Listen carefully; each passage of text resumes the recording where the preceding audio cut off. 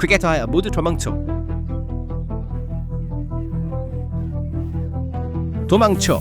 빠르고 무거운 멈출 수 없는 공격 파도가 모스크바를 포위했습니다. 러시아 전역 북쪽에서 남쪽까지 불길에 휩싸였습니다. 공항이 폐쇄되고 있습니다. 방공망이 무너지고 있습니다. 공포와 무력감이 증가하고 있으며 이례적인 속도로 2026년 2월 15일부터 모스크바는 불의 고리에 둘러싸여 있습니다. 우크라이나의 드론과 미사일이 나라의 모든 구석을 점령하고 있습니다. 피할 안전한 곳이 없습니다. 이 압박을 깨기 위해 푸틴은 2월 22일 밤에 우크라이나의 대규모 공격을 감행했습니다. 오데사의 에너지 시설 트로스티아네츠에 있는 미국 식품 대기업 몬델리조의 대규모 생산 공장, 키예프와 그 주변의 민간 인프라와 건물들, 전쟁을 공포로 몰아넣는 공격에 대한 우크라이나의 대응은 빠르고 격렬했다. 2월 22일 정오에 우크라이나는 밤에 어둠에 숨지 않고 수백 대의 드론을 모스크바로 발사했다. 이 1,000만 명이 넘는 대도시의 안전이 무너졌다. 이는 몇 주간의 대규모 보복과 12년간의 복수의 마지막 단계였다. 전국적인 카펫 계획이 발동되었다. 이 공격은 2월 22일에 절정에 달했으며 모스크바 내외의 모든 공항을 폐쇄시켰다.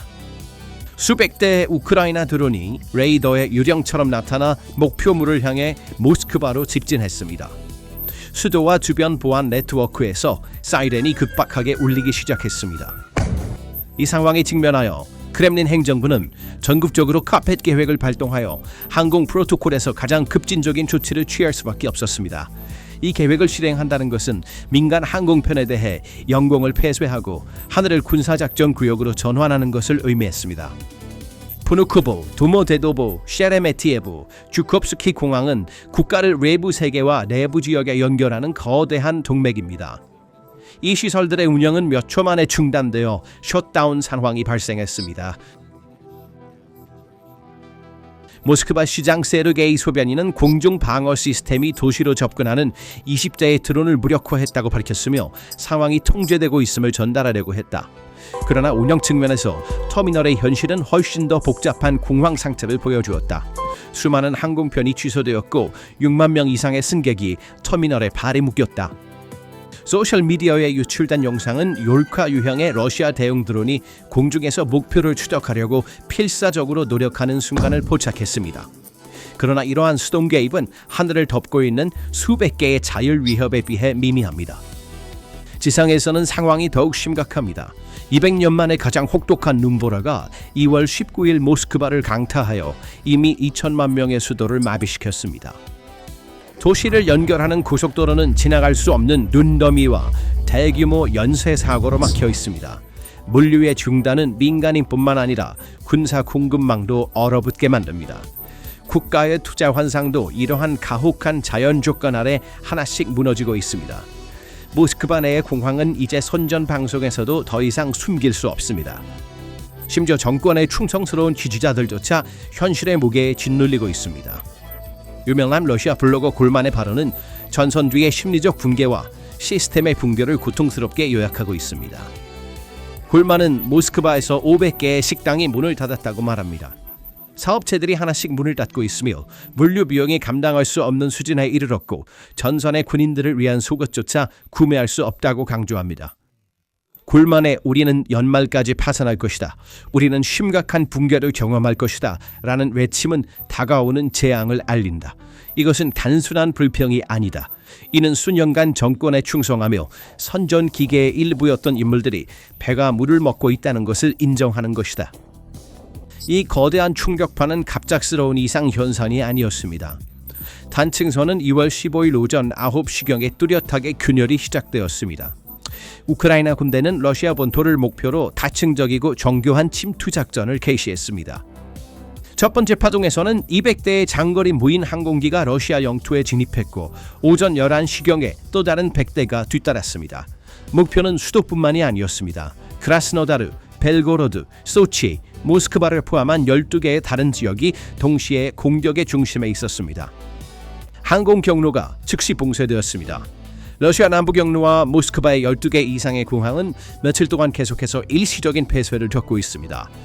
200년 만에 수도를 강타한 가장 심각한 눈보라가 2월 19일에 있었지만 이러한 기술적 공격의 영향만큼 항공 부문을 마비시키지는 않았습니다.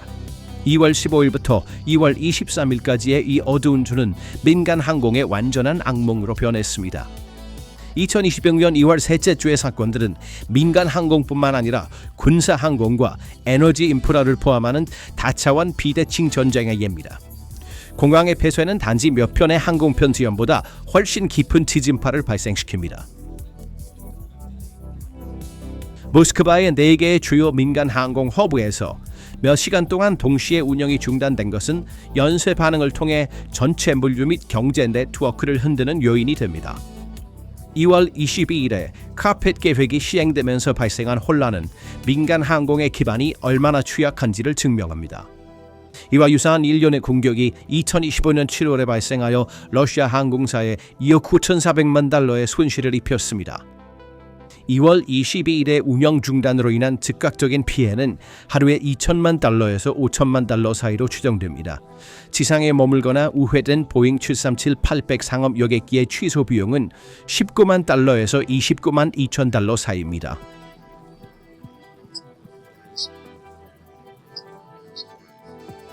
또한 200년 만에 가장 심각한 눈보라가 2월 19일에 수도를 강타하여 하루 만에 평균 월간 강설량의 70%를 쏟아부은 것이 인프라 스트레스를 가중시켰습니다.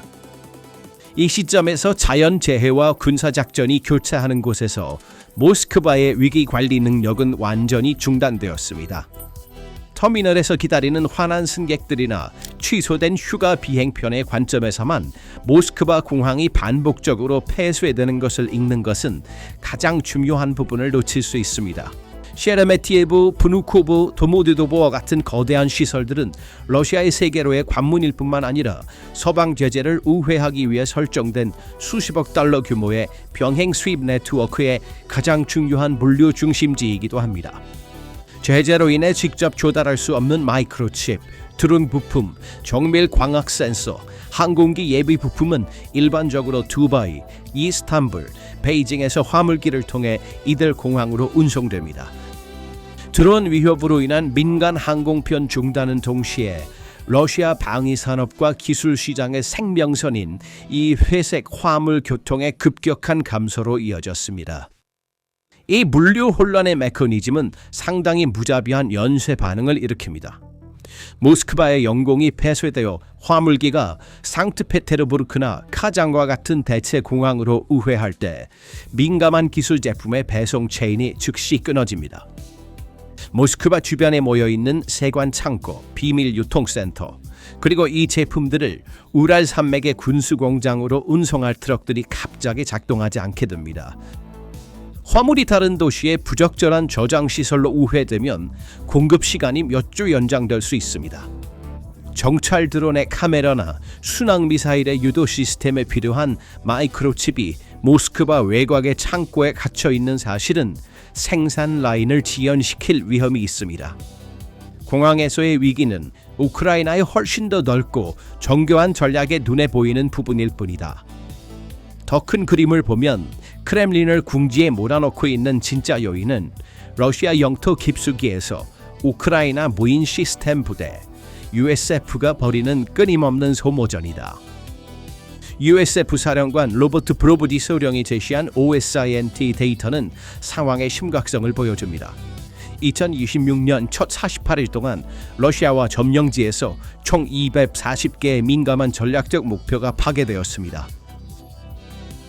헝가리안 버즈, 네메시스, 레이드와 같은 심층 타격대대는 전쟁의 중력을 러시아의 산업 및 에너지 인프라의 중심으로 직접 이동시켰습니다. 이 240개의 목표의 프로필은 목표 전략이 물류 교살과 고물 눈멀게 하는 개념의 완벽한 구현임을 증명합니다. 타격을 받은 목표물 중에는 노보쿠이비셰프스키, 아피푸스키, 리아잔, 투압세, 볼고그라드를 포함한 9개의 대규모 정유소와 아스트라한의 가스 처리 공장, 타마네프트가즈 석유 터미널이 있습니다. 거기서 멈추지 않고 시추키노아조트와 도로고부치 같은 중요한 화학시설뿐만 아니라 엔겔스, 케이힘키, 밀레로브, 사키를 포함한 최소 12개의 전략적 군사 비행장이 목표가 되었습니다. 2월 1일부터 17일 사이에 우크라이나군은 16,000개의 적목표를 타격하여 러시아군의 후방 보급선을 완전히 소멸시켰습니다. 이 대규모 전략적 공세의 가장 큰 군사적 성과는 러시아를 불가능한 딜레마에 빠뜨렸다는 것입니다. 모스크바와 깊이 자리 잡은 에너지 시설에 대한 끊임없는 공격은 크렘린이 본토를 보호하기 위해 전선에서 방공 시스템을 철수하도록 관여했습니다.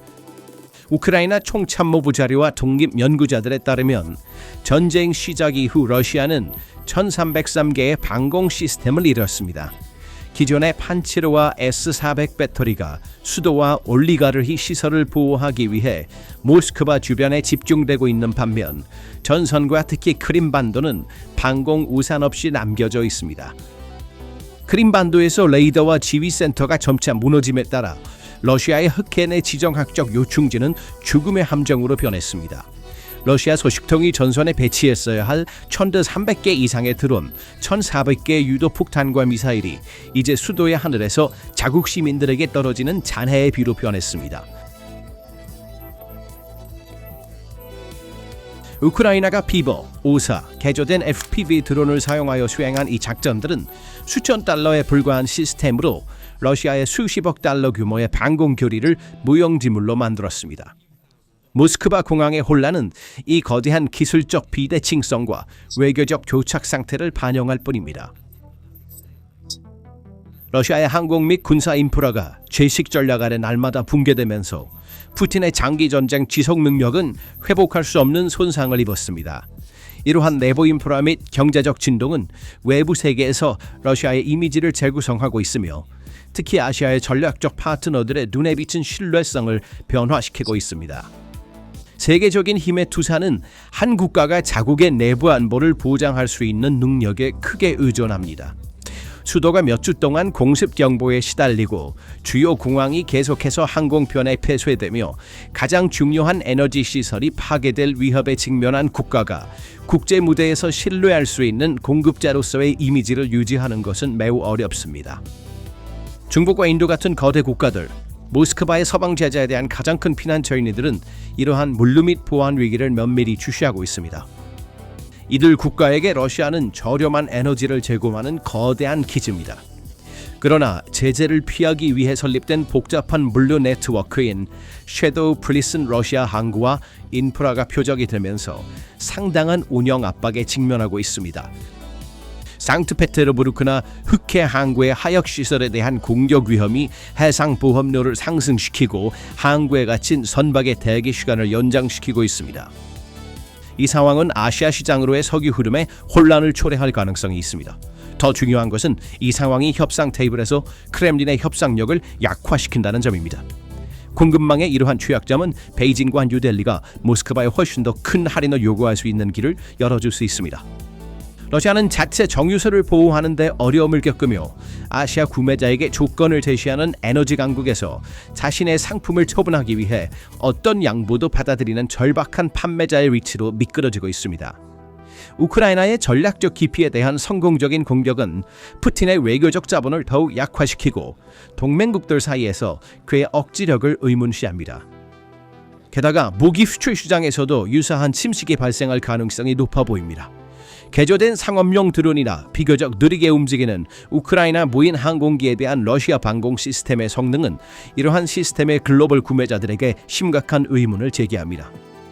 수년간 무적이라고 홍보된 군사 기술에 대한 재평가는 모스크바 상공에서 일어나고 있는 상황을 고려할 때 러시아의 장기 방위 산업 계약을 위태롭게 합니다.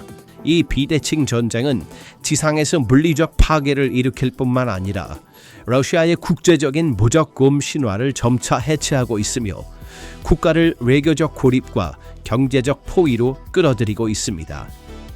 드론 공격이 며칠 동안 계속되고 모스크바의 공격이 반복적으로 봉쇄되는 것은 전쟁의 역학에서 되돌릴 수 없는 한계가 넘었음을 나타냅니다.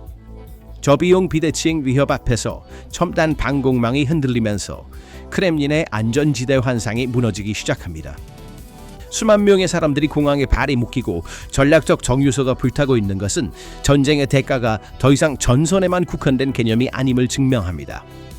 이 과정은 러시아를 딜레마에 빠뜨려 군사 자원을 내부로 철수하게 만들고 전선에서의 취약성을 증가시킬 것입니다.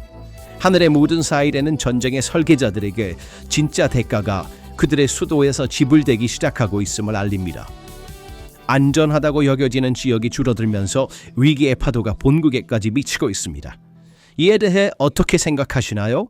댓글로 의견을 공유해주세요. PPR 글로벌의 특별 분석에 대해 계속 알고 싶으시면 채널을 구독하시고 알림 설정을 잊지 마세요. 저희를 선택해 주셔서 감사합니다.